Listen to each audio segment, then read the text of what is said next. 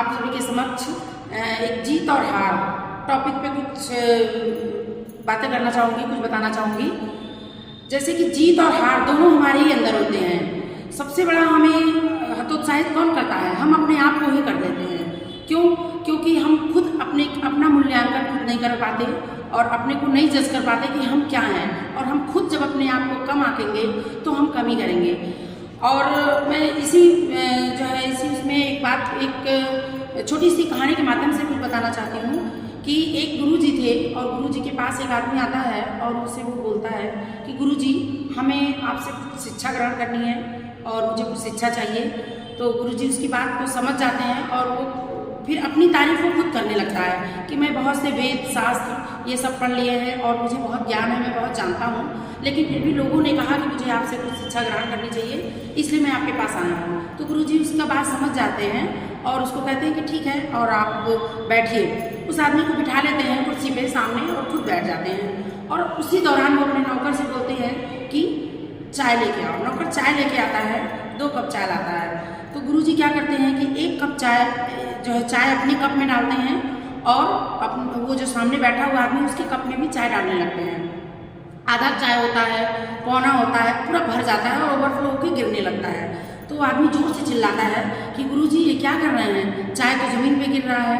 तो गुरुजी कहते हैं कि मैं यही बताना चाह रहा हूँ आपको कि आप जब अपने आप को ये समझेंगे कि मैं सब कुछ जान रहा हूँ और मैं ज्ञानी हूँ, आप खुद ही कह रहे हैं, तो जब तक आपके दिमाग में जो नकारात्मक सोच है उसको निकालेंगे नहीं, अपने दिमाग को खाली नहीं करेंगे, तब तक दूसरा कुछ भी कितना भी ज्ञान में दूँ वो ऊपर से ही झलक जाएगा, वो आपके अंदर नहीं जाएगा।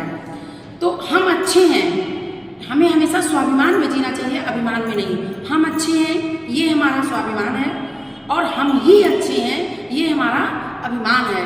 तो कभी भी हमें अपने अंदर ये नहीं सोचना चाहिए कि हम ही अच्छे हैं, सिर्फ हम अच्छे हैं, यानी कि स्वाभिमान, अपना स्वाभिमान बरकरार रखते हुए और हमें अपने कार्य को करते रहना चाहिए।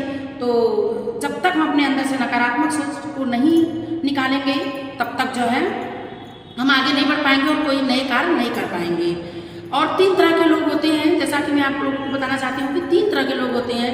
तीसरी श्रेणी के जो लोग होते हैं वो पहले से ये सोच बैठते हैं कि मैं सफल नहीं हो पाऊंगा या मैं ये कार्य नहीं कर पाऊंगा, और वो काम को नहीं करते हैं, गिव अप कर देते हैं, छोड़ देते हैं।